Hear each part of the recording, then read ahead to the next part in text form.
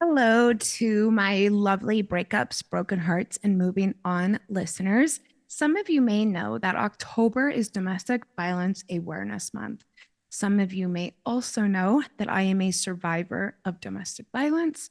And some of you may know that I'm using this month to really get the word out about the issue, to raise awareness, and to hopefully get more people on board to fight the problem and to start talking about it because it's really more prevalent than ever. One of the episodes that I did several years back, I don't know, 3 or 4 years back, during October, was an episode on victim blaming. Victim blaming is an issue that is very, very close to my heart because it is one of the reasons that victims of domestic violence do not report. It's one of the reasons that survivors and victims do not talk about it enough. And sadly, I was subjected to some very, very, very severe victim blaming when I finally left my abuser. So much so that I felt ashamed. I wish that I hadn't spoken up. And believe it or not, there was even moments that I wished I hadn't even left because the victim blaming was so severe. Please pay attention to this episode. Let me know what you think. What will you do if someone comes to you for support? Are you a victim or survivor of domestic violence? Please know that you are not alone, and that just because someone says something that may be shameful or indicates that they don't understand doesn't mean that you aren't brave, doesn't mean that you didn't do the right thing leaving, and doesn't mean that anything is your fault. You did not do anything to cause the abuse. Thank you so much for being here. And yes, thank you for listening to this very, very important episode. Welcome back, dear friend, Christine. Thank you. I'm happy to be here. I'm happy that you are here. I loved the last episode that we did together, which was anger and breakups, or dealing with anger and breakups. That was such a great episode. Anyone who's listening to this, who's going through a breakup and feeling really pissed off about it, definitely scroll down. It was just a few episodes ago. So that was really wonderful. I enjoyed listening to it because I think I have 5 guest co-hosts who are rotating, and you could just tell that the two of us had a friendship and a background and a history just by the way we talked. And when I was listening to it, I really enjoyed that. We do, which is why I like doing the format that I do for my podcast because of that. I like that, banter like girlfriends. That's the point. And in fact, everybody go and check out 50 Shades of Bullshit. That's 50 spelled out with an F.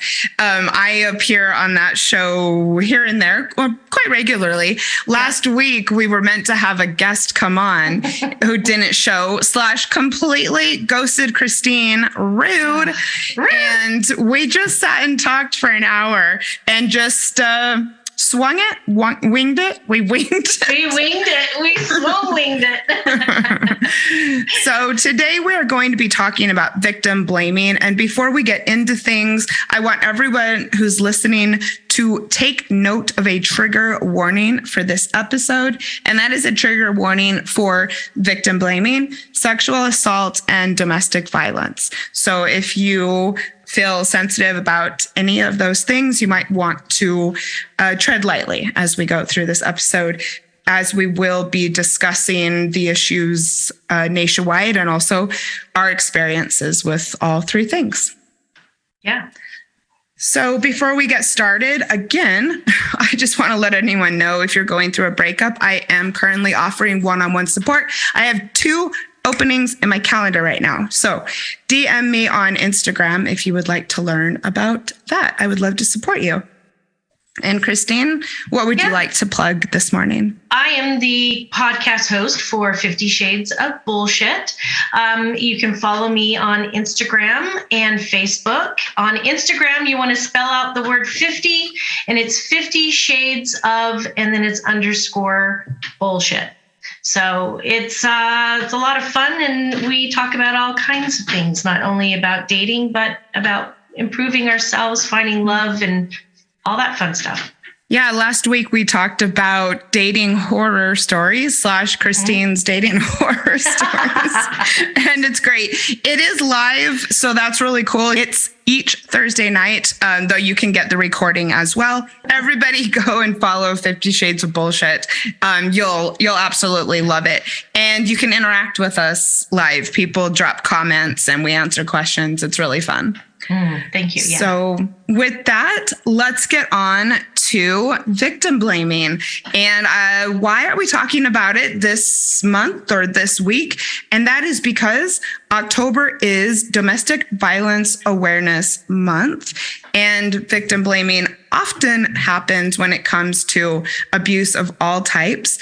And when I first started X-Files, one of the things that I saw myself doing was special things in October, because I am a survivor, as my listeners will know.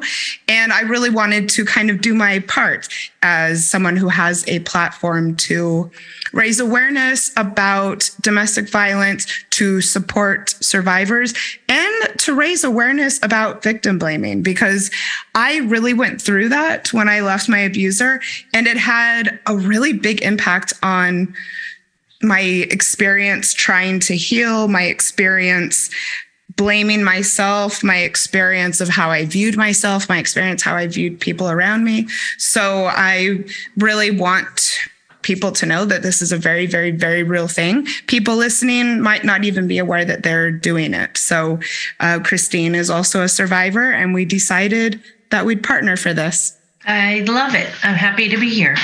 Me too. So let's give some current stats on domestic violence. Last year, I did a 4-part series on domestic violence, and it was extremely draining. I don't mean to laugh, but by the end of the month, I was really like, I can't.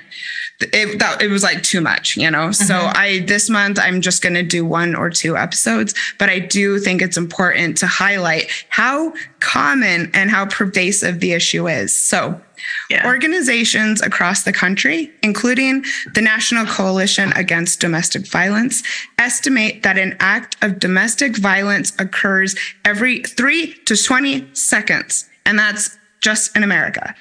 Wow. So this is happening just as we are talking about this. Over and over. Yeah. In fact, I'm like trying not to get emotional just thinking of the people suffering like in their very own homes, right in this very moment. Despite efforts to raise awareness about the issue, domestic violence is actually on the rise. The number of incidents of intimate partner violence in the United States increased 42% during the period between 2016 and 2018. The statistics are hard to keep current, though I think 2018, that's pretty current. Yeah. I think it was higher during 2020 because people were stuck in their homes together. Yeah, thank you. I was just going to say, I actually follow the National Coalition Against Domestic Violence very closely, and they put out a lot of press releases during the pandemic, trying to raise awareness about the fact that it was getting worse. I just think that when it comes to publishing statistics, there's a lag time because it takes statisticians and it takes a lot of work to come up with new numbers. But yeah, I mean, even between 2016 and 2018, 42%, that is a massive increase. And it just makes me sick and sad that it's going up rather than down, especially in the wake of Me Too. And victim blaming also happens when it comes to sexual assault of all kinds. It does look like the rates of sexual assault are dropping, but they remain shockingly high. According to RAINN, which is the Rape, Abuse, and Incest National Network, they say every 68 seconds, another American is sexually assaulted. Wow. 1 out of every 6 American women has been the victim of an attempted rape or completed rape in her lifetime. And about 3% of American men, or 1 in 33, have experienced an attempted or completed rape in their lifetime. What is victim blaming? I came across a great website, and that is the Maryland Coalition Against Domestic Violence. And they define victim blaming as Victim blaming occurs when the victim survivor of sexual violence is held partially or completely responsible for the harm that they experienced. Victim blaming is a symptom of rape culture, in which our society minimizes the severity of sexual violence and normalizes attitudes and beliefs that defend perpetration of sexual violence. While victims of other violent crimes usually do not have to explain what they did to become victimized, victims of sexual violence are all too often forced to defend their actions leading up to an experience of sexual violence. This contributes to difficult environment for survivors to share their stories when they are blamed, disbelieved, and shamed. And this is why so many people do not report. And it's a bullshit question to ask why someone doesn't report. And I want to say this can go hand in hand. Sexual violence and domestic violence, I think, are equally victim blamed. Yeah, I will definitely say. And as someone who watches and listens to a ton of true crime, I mean, all the time people talk about why she didn't report, and if it was so bad, why there's nothing on the record. And it's because of victim blaming. And I think that it's a really important thing that we talk about, especially considering that it's getting worse. And I've experienced it, and it's very heartbreaking to think about. But what I went through was extremely violent, and still I was completely blamed for it, like shockingly so. So I thought it was interesting to note that the term victim blaming was originally coined in the 1970s as a way to describe the justification for social injustice and social inequality against Black people. It is now more often used to describe how victims of crimes are blamed for the crimes perpetrated upon them, particularly crimes of sexual assault, domestic violence, and robbery. So, for instance, when I was in college, I had a beautiful bike stolen. I had it locked up, but I had it locked to the wheel. And when I went to get it the next morning, the wheel was there, the bike was gone. And how many people said, darn, you shouldn't have chained your bike to the bike rack? All of them? As though that caused an asshole driving by to stop and use their tools to take the rest of my bike away from the tire. And also, I was a victim of another robbery when I was in grad school. Someone actually broke into my apartment and stole my laptop that was sitting there on my desk. And multiple people asked me if I was sure that I had locked the door when I left that morning, as though like someone walking by who chooses to open someone's door. And I don't know. I thought I've never left my house without locking it. Mm-hmm. So I can't say for sure. I mean, I guess I could have. Yeah, but you not locking the door didn't say, "Hey, robber, my door's unlocked. Mm-hmm. Come and steal from me." I mean, yeah, it's ridiculous. Yeah. I mean, this is very, very personal to me. I was also the victim of. I was a victim of a home invasion when I was pretty young, about 20, and it was when I was home. My neighbor came in and I woke up from a nap to find him in my bedroom going through my clothes, my underwear drawer to be exact. And I was lucky enough that I thought really quickly in the heat of the moment, and I could tell that he didn't know I was there. I was under my covers. I don't know if he was high or what, but I kind of rustled in my bed as though I was just sleeping to try and scare him. And he darted out of the apartment. Like, it was so terrifying. But I had a couple people close to me say I shouldn't have been home in the middle of the day taking a nap. Oh, yeah. Oh my God. Yeah. Yeah. So this, it happens, and it happened to me after I left my abuser. as well. And I think that it's important that survivors talk about their stories. So, Christine, if you're comfortable, would you like to talk about a few examples of how this has shown up for you both recently and in your past? Yeah, sure. Ooh, this is we're taking this slow. I unfortunately have been a victim of rape 3 times. One by my husband, who was domestic abusing me. So I have a domestic abuse, and he knew I was leaving him, and he raped me, as well as all the violence that happened. I was raped a couple other times that were date rapes. I've experienced, people stalking me as well. And every single time people have said, well, how many times did you say no? Did you say no more than once? You sure you said no? Yeah, I'm pretty sure. I had someone stalking me who I had started to go out on a couple of dates with, and they said, did you have sex with him? Did you invite him over? It's like, yeah, I was dating him. Yeah. And then when I broke up with him, he chose to stalk me. How did you not know what could happen if he went to your house? That was asked of me. I was also asked, what were you wearing? Why didn't you tell anyone? Are you sure you remember what happened correctly? As far as the abuse for, my husband, they'd said, well, you married him. How did you not know? And then why didn't you leave? And why did you stay so long? And one of the most recent things for me is, I'm online dating, and I'm getting a lot of where we go to video chat before we go off of the app, just to make sure they're not catfishing or scamming, or they say who they say they are. They've been coming on with answering the phone, and they're masturbating.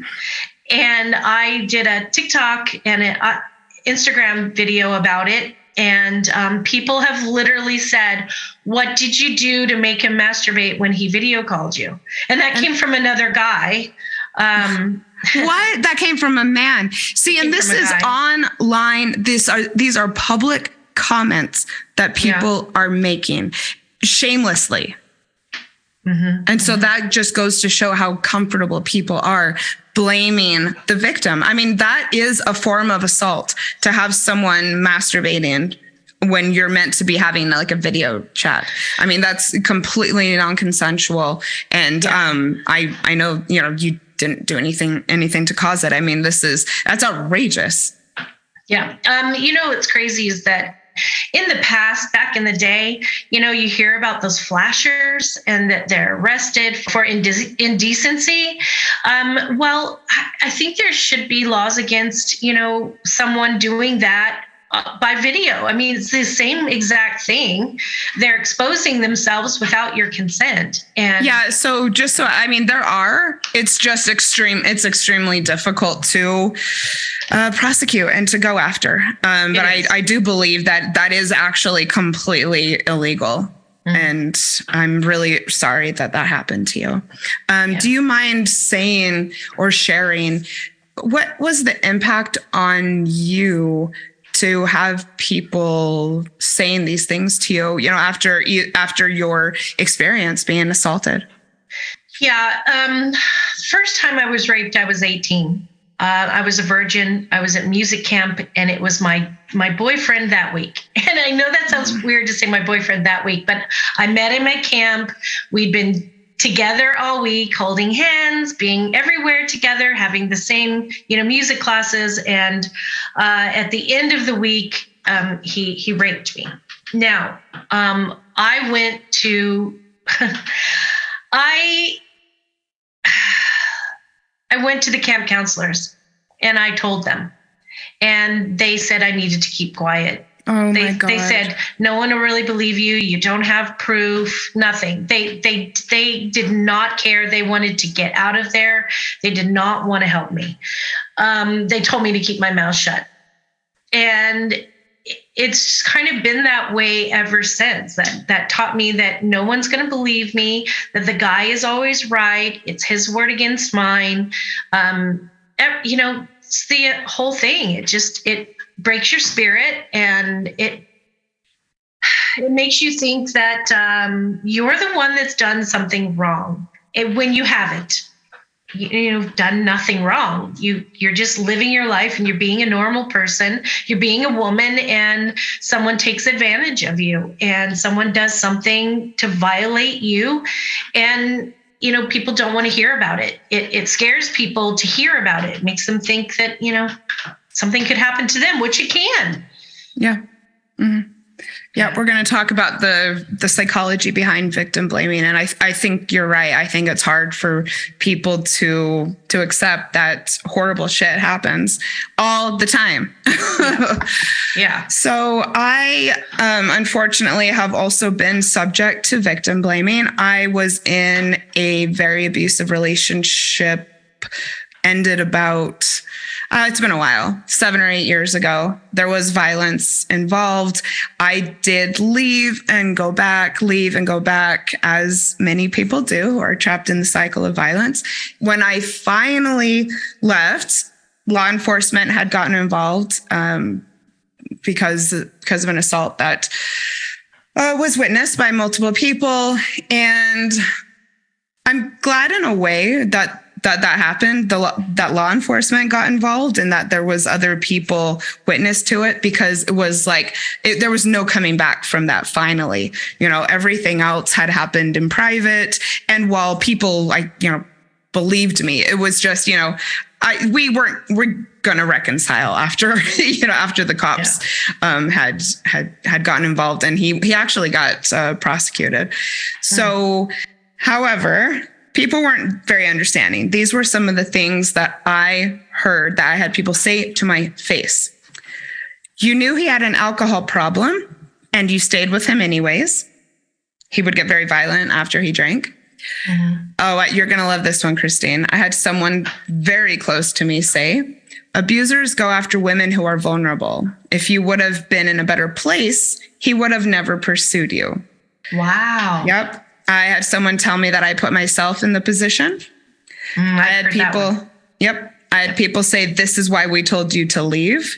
Mm-hmm. I had someone say, I told you not to go out with him. And I actually had someone ask me once, how can your boyfriend rape you? Mm.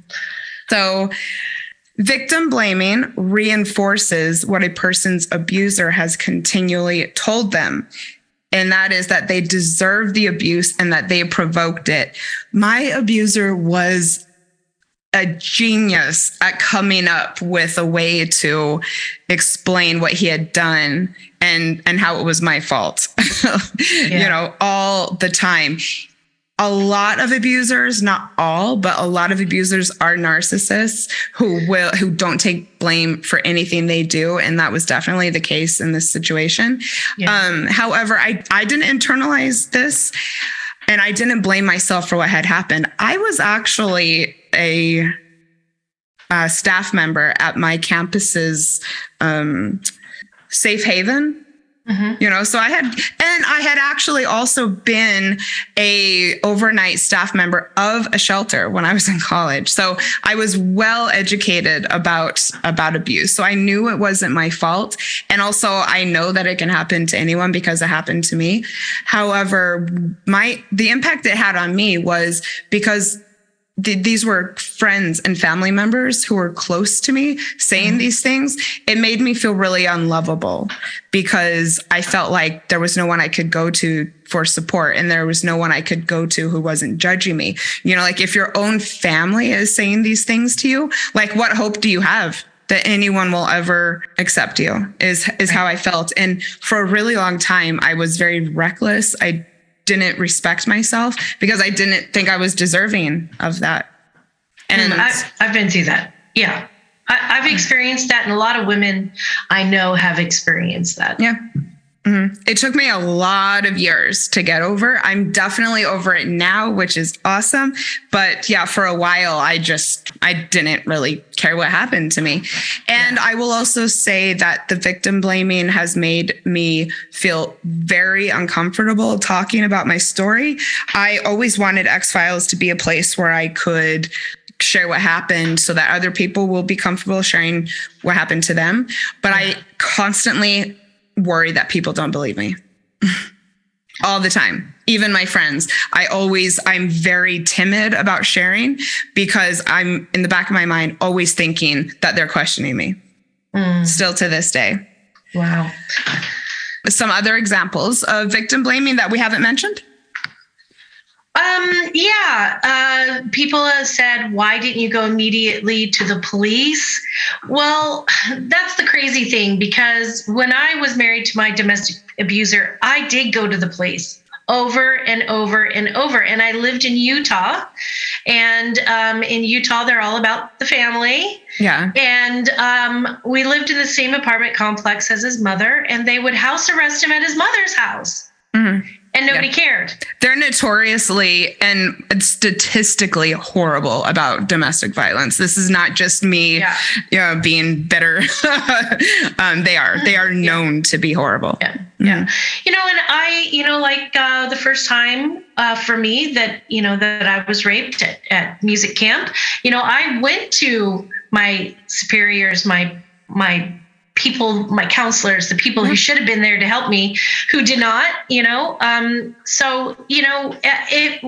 after a certain amount of time, if you are going to people and they're not helping you, or they're still doing that, then, So I think that, most victims are they're completely innocent, and they are just looking for someone to help them, to guide them, to be there for them. And people are they're not. And a lot of people will indirectly blame the victim by then acting like boys will be boys. And totally. That is victim blaming. I don't think people realize that boys will be boys is victim blaming. Yeah. Because boys aren't supposed to be that way. So they're not being boys, they're being monsters. They're being abusers. They're being horrible human beings. These people are not supposed to be doing this. So it is not a boys being a boys thing. Boys are kind, considerate, and loving human beings. They should not be saying that, just because someone is abusing somebody or raping somebody or stealing or hurting someone, that's just them being a boy, because that's BS right there. Yep. One other thing I want to point out is, because I do watch and listen to a lot of true crime, I often hear people saying often mostly women who are victims of assaults, these victims were completely innocent if they weren't sex workers or if they weren't out late at night. And that is absolutely victim blaming. It does not matter what your profession is, how late at night you are out, how much you have been drinking. You don't deserve to be abused, and no one can make an abuser do what they do. So anytime that you hear someone saying the victims were completely innocent, all victims are completely innocent. You're right. So, Christine, let's talk about why people do it. I believe that, a lot of people who hear from a victim that something has happened, that what they're doing is making themselves feel better by blaming the victim, because then they feel safer if they can imagine that the victim did something wrong. Because if they did something wrong and you're thinking you're not doing anything wrong, then it's not going to happen to you. Yeah. So that's a really weird psychology thing that happens with people who blame the victim. Victim blaming also helps the person doing it maintain a more positive view of the world. So if they are thinking, oh my gosh, that is a horrible thing that happened to you, how can we fix this? How can we help you? It's really weird. They just think, no, I can't think that there are bad people out there, because bad things only happen to bad people. And just makes more sense to a person to think that bad people get bad things happen to them, and a victim is not doing anything wrong. Like, you were home sleeping in the privacy of your home, whether the door was locked or whoever it was that came in. How the actual hell do you know that's going to happen? You're not a bad person for that happening to. Yeah. So it's really bizarre how that happens. Yeah. The problem, even when victims of rape and abuse report that they continue to be victimized. That's the problem. We don't want to continue to be victimized and told that we did something wrong or asked if we did something wrong. We should not have to justify ourselves. Mm-hmm. Many say that the outcome from reporting the actual crime made it worse, or it was just as bad. And that is true, because even though my counselors knew that something had happened and that I was telling the truth, they still had the same questions to kind of make me, are you sure that it happened that way? Are you sure that he didn't think that you were wanting to have sex with him and then you just changed your mind? Well, no. And even if I had decided to change my mind, he should have stopped. Mm-hmm. But that's not the case. So unfortunately, I think a lot of people don't want to continue to be the bad guy, the victim, and be victimized over and over by people who are supposed to be there to help them. Yeah. I mean, it's well known that victims don't often get the care and compassion and sympathy that they deserve when they go to law enforcement. And so I do think a lot of people keep it inside because it's embarrassing. And the chances of anything happening are actually pretty low. The amount of abusers who get convicted is like hardly any. Yeah. Mm. Yeah. So the fact of the matter is victim blaming is never okay. All right. There's no excuse for this shit. It needs to stop. I also want to say this. It's extremely selfish to blame the person in your life who has been a victim. Anyone who victim blames is only thinking of themselves. They are not thinking of the victim. This is not love. This is not caring. The fact that family members do this is bullshit. I also think that it is interesting to study the psychology behind it. And I think that you are going to probably relate and enjoy this. Laura Naimi of Harvard University and Leanne Young of Boston College have been conducting research that studies the factors that go into what leads someone to victim blame. And this really rang true to me because, as some of my listeners will know, I come from a really, really religious background, and I had family members who were doing the victim blaming to me. Mm-hmm. So listen to this. From the Atlantic article, The Psychology of Victim Blaming, quote, Naimi and Young identified two primary sets of moral values: binding values and individualizing values. While everyone has a mix of the two, people who exhibit stronger binding values tend to favor protecting a group or the interests of a team as a whole, whereas people who exhibit stronger individualizing values are more focused on fairness and preventing harm to an individual. Naimi explains that a higher endorsement of binder values reliably predicted stigmatizing attitudes about victims in the context of both sexual and non-sexual crimes. People who favored binding values were more likely to see victims as blameworthy, while people who favored individualizing values were more likely to be sympathetic to victims. That's interesting. Yeah, I enjoyed hearing that. And absolutely, this is no justification, but there is a psychology behind what drives a person to blame someone who's been assaulted. And so I enjoyed coming upon that. Wow, and it rang true for me, and it might for you as well. I mean, was your music camp a church thing by any chance? No, I did grow up in a very religious home as well. It was, I was a singer, and it was a competition throughout the state of Wyoming. People who were exceptional performers got scholarships to go, and it just was a regular music camp. Okay. And the same thing happened to me, actually, Janice. I went home not too long after that to visit my family, and I happened to be talking to somebody on the phone about it. My mother overheard, and then later, said to me,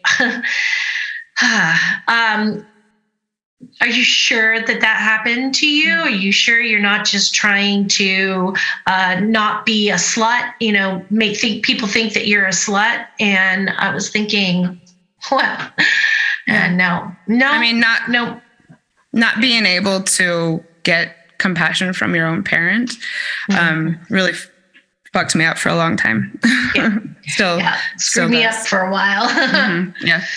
And still to this day, I have to say, just anyone who's out there, who ever has anyone come to you about an assault, I still to this day have such a hard time trusting people because of being told this by the one person you should trust, always be able to trust.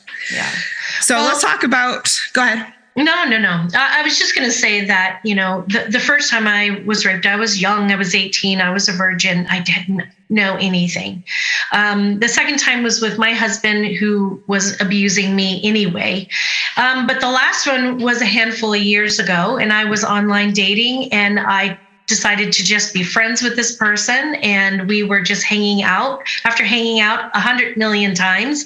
And this happened. And the reason why I never told anybody on this one and didn't report it is because I was going through a horrible time after my divorce, like we talked about in the last episodes about being angry. He used that as an advantage. And I was terrified that people wouldn't believe me. And I was terrified that my ex-husband would accuse me of putting my kids in danger, which they weren't even home. Yeah. And they were never home when he came to hang out with me. I never had male friends over with my daughters there. Mm-hmm. And I was afraid that I would, that he would try to take my daughter away from me because of it. So it can really, really blow up your life. And you have to live with something that you should not have to live with, knowing that someone's walking freely and not having any consequences for something horrible that they did. Yep. I mean, these are current things. Anyone who thinks the, climate has changed because of Me Too, I would say that you're probably wrong. So let's talk about the truth about abuse. Yeah. Well, no one deserves to be abused, regardless of their actions, obviously.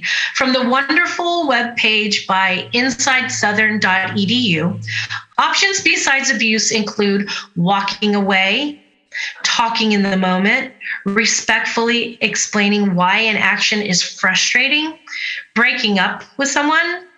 Additionally, abuse is not about individual actions that incite the abuser to hurt his partner, but rather about the abuser's feelings of entitlement to do whatever he wants to his partner. Totally. Yeah.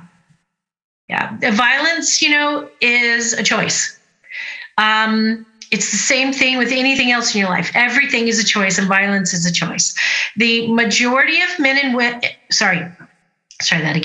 The majority of men and young men in our community are not violent. They use violence as a choice. They just want to go the way their mind tells them they want to go. The men who use violence in a relationship choose where and when they are violent.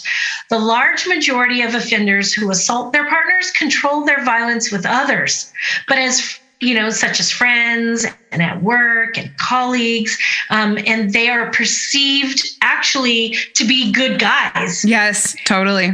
Mm-hmm. And then they go home and they dominate and control and they incite. Yeah. So that's the problem. They can control it and they're not. And they're blaming the victim for making them do it. Mm-hmm. More than not, I've been blamed for making somebody say something, making them do something. And I didn't know that I was that magical. Mm-hmm. Yeah. Mm-hmm. Mm-hmm. Yeah. I mean, I could go into so many examples where my abuser came up with reasons, of why he did things. But the fact of the matter is it's all bullshit. Everything he said was crazy. And you I'm laughing because it makes me so uncomfortable to talk about. So just so everyone knows, it's definitely a defense mechanism for me. But if anyone has ever experienced any sort of violence, it was not your fault and you did not cause it. All right. The same men who are at home slapping their wives around are never violent at work. And you know what? People get provoked at work all the time. And they don't go around being violent there. So more truth about violence, more truth about abuse. There are very, very few instances of false reports. Again, from InsideSouthern.edu. This was a really great website. Everyone, please go. I'm going to link it in the show notes. It was really great. Reported sexual assaults are true, with very few exceptions. Only 2% of reported rapes are false. This is the same rate of false reporting as other major crimes.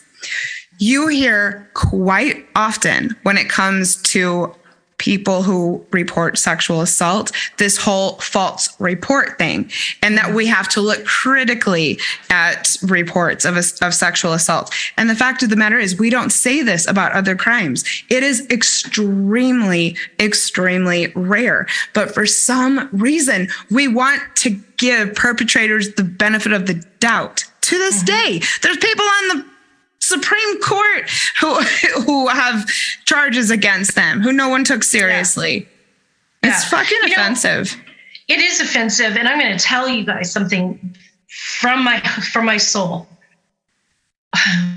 We're not going to create false narratives. We're not going to give false reports because we are so ashamed and so hurt and so violated. We don't want to talk about this. Mm-hmm. It's not something we're going to willy-nilly one day just wake up and go, you know what? I don't like that dude anymore. I'm just going to make something up about him, especially a perfect stranger. I mean, I've known women who have been held at gunpoint by perfect strangers and raped. My instances happen to be people I know. And there are a lot of women, men out there, boys, girls, whatever, who have been assaulted and raped by people they don't know. Do you think that people are just going to randomly walk down the street and say, you know what, I'm just going to fuck up my life right now and just accuse that person right there of doing something to me? Yeah. And if you, if you knew what it was like to report something, you would never expect that anyone was making a false report. I don't want to go into the details because I don't think that people want to hear because it's so troubling what I went through. But the police, a couple of them were cool and a couple of them were not. Let's just put it that way. And it was not something that no one wants to go through this. Similarly to people who say that divorce is the easy way out. If you've been through a divorce, you want to be saying that because it sucks. So. Yeah, it does. You remember a minute ago, not too long ago, I just said that someone said, did you invite him over to your house? Did you have sex with him?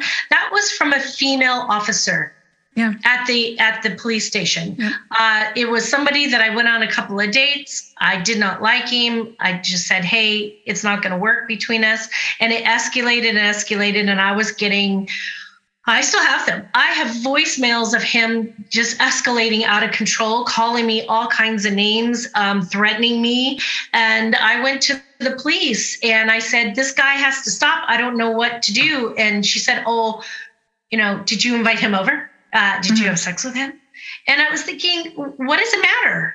Does that, if whether I had sex with him or not, or invited him to my house or not, does that give him the right when I tell him I'm not interested in him to invade my life like that? No, it does not. And I had to say, I literally looked at the police officer. I leaned over the desk and I got right eye to eye with her. And I said, how dare you? How dare you talk to me like that? I don't care who and what anyone says or does. Nobody has the right to violate somebody like that. Don't you ever say that to another person again. How dare you? And she goes, oh, yeah. Do you want me to call him so that he'll stop? And I said, yes, I would. Thank you very much. A lot of people now I can stand up and say, how dare you? But in the past I would, oh man, I did something wrong by dating him. No, no, that's not okay. Yeah. Yeah, you're absolutely right. And I will say that my victim blaming mostly came from other women as well. Yeah. So, and that's one thing I really wanted to use X-Files for, is to let people know what this looks like, and to hopefully change, the consciousness of people, because you will have someone in your life who comes to you after being assaulted. Or maybe you have someone in your life who's not coming to you because they don't trust you, because they hear you saying this shit. Yeah. I don't want to open up a can of worms, but I was horrified at the coverage of the Johnny Depp Amber Heard trial, because, oh my God, people were being so insensitive to her experience without, look, everyone who was posting things, defending him, regardless of what happened in their relationship, you're being crass and you're being so insensitive about the issue of domestic violence. And someone in your life was watching you do that and is now going to be more distrustful of you in the future, just so you know. Yeah. So let's talk about being part of the solution, not part of the problem. The point of this episode is to educate listeners about the impact and the destructive nature of victim blaming. So if you would like to be part of the solution, here are a few things that you can do. Mm-hmm. First of all, avoid using language that objectifies or degrades women. Yeah. Every single time that someone tells a joke that objectifies women, it makes it easier for people to say that women deserve what they get. Speak out if you hear someone else making an offensive joke or trivializing rape. And I have to say, some people listening might think, oh, nobody makes jokes about rape. Yeah, they do. I have to say, I've sat and watched people who I respected do it. And it is shocking, but it's more common than people think. I think if you really sat and thought about it, you would come up with an example where someone joked about rape in front of you. If not, keep your ears open, because it will happen. Yeah. I actually had someone do that. I heard some guy making a joke, and I turned around and I was like, oh my gosh, were you raped? And he was like, what? No. I said, then shut the fuck up. Mm-hmm. You don't know what you're talking about. Keep your mouth shut. This is not okay to talk about. Yeah. Yeah. Agreed. Yeah. And also, as far as trivializing it goes, I'm a big fan of manifesting and law of attraction. But if anyone says that, anyone welcomed or manifested their assault, that's bullshit, and you suck. Yeah. If a friend says they have been abused, take your friend seriously and be supportive. Don't ask any questions. None of the background really matters. Just be there for this person. Mm-hmm. Think critically about the media's messages about women, men, relationship, and violence. So, Christine, I don't know if you can think of any examples where abuse or violence was glorified in the media, but there are so many. Something that comes to mind immediately for me is multiple Eminem songs. Eminem and Rihanna did a song and a music video, and I don't remember the title, but a lot of listeners will be very familiar with it. About and in the video, they're burning down the house and they're fighting with each other. I can hear it in my head. Yeah, same. And they're fighting with each other and slapping each other. And the fact of the matter is that was actually, violence was glorified in this case.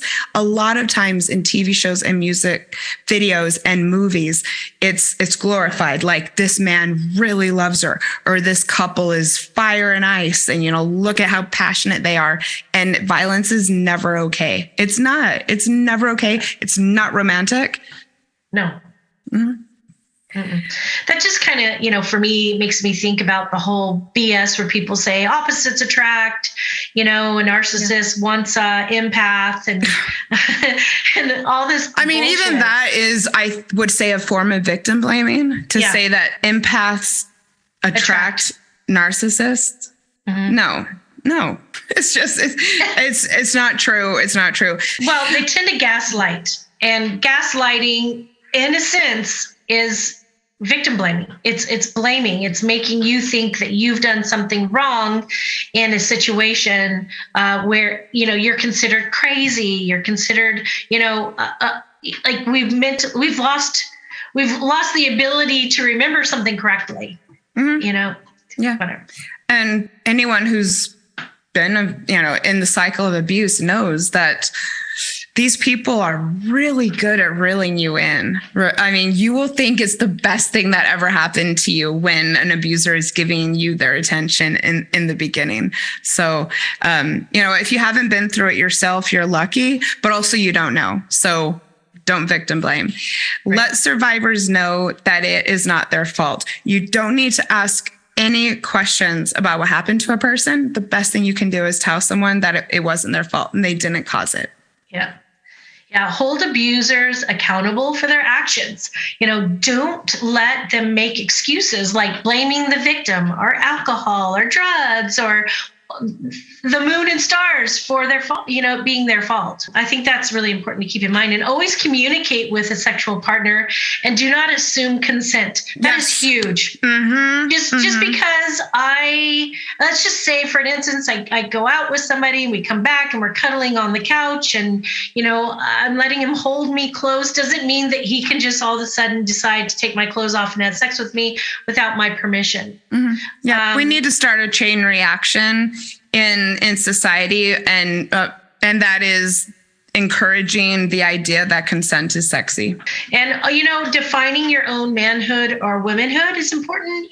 Don't let stereotypes shape your actions. I think that's huge. Mm-hmm. Keep that in mind. Yes. And speak up when others are practicing behavior that is sexist, racist, homophobic, transphobic, or how do you say that word? Misogynistic. Yes, I meant to say it and I couldn't say it. Yeah, I agree. So challenge your ideas about gender norms and roles, call out stereotypes and harmful language directed at women.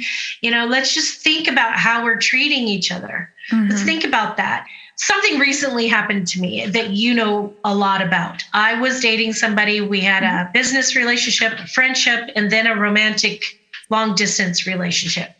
And a lot of people were involved for the business side, and hardly anybody knew about the romantic side, but a handful of friends. And when I broke up with him, it got really bad. And, verbally with him. And he was verbally abusive. And I was almost afraid to call the men that were involved in the business side to tell them that he was no longer involved, and afraid to say anything. And twice in the last week, I called two of them and just explained to them, because I didn't think they'd want to be part of the show or anymore if he wasn't involved. And they both, and I'm so proud of this moment. It was so great. Both of them said, "Oh, Christine, that rings true. I'm so sorry that this happened to you." And They didn't say, "Why did you start dating him?" or "Why did he do this?" Or no questions. They just said, that really just rings true. And I don't know. It just was really nice to hear for the first time in a very long time, somebody just supporting me and saying, "You got this. We believe you. We're here," which was great. I'm glad you're saying that, because I really want to make sure that we drive home the fact that there are amazing, amazing men out there. I have a man in my life who actually recently quit his job because of overhearing so many homophobic and sexist things that people were saying out loud. And he's a great guy. And this is, not all men are like this, but we're living in a society where a lot of men are, and it's excused. A lot of men are this way because it's excused. Mm-hmm. And a lot of people are living with the shame and trauma over being assaulted. And that is just made worse by not having more people to go to who just want to listen and just want to believe it. So if you do one thing this October, which is Domestic Violence Awareness Month. Educate yourself on victim blaming and take a stand. Make a commitment to yourself and others that you won't let it happen around you. Yeah. Do you have anything else to say? Let's just support each other. Know that if somebody comes to you and tells you something happened to them, that was not easy, that is a very difficult thing to do.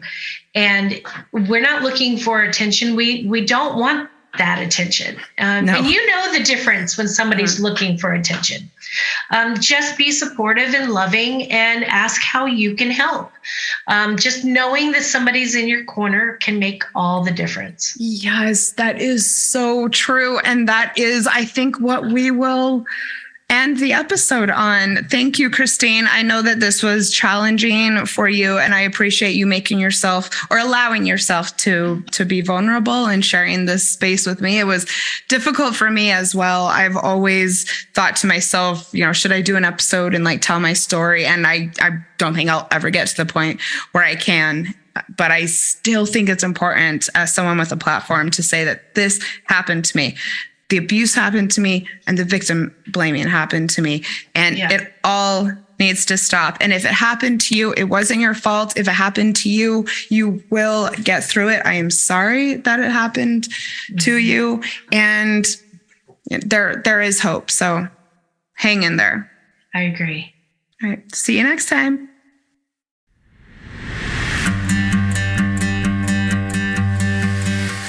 Thank you for listening to Breakups, Broken Hearts, and Moving On with Janice Formicella. I sincerely hope that you found today's episode inspirational or useful. I would love to support you on your healing journey. All you have to do is send me a message on Instagram at Breakups Podcast or email me at breakupspodcast@gmail.com, and I will be in touch to get you started.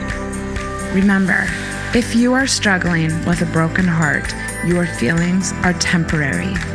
I am sending you so much love and luck for the week ahead.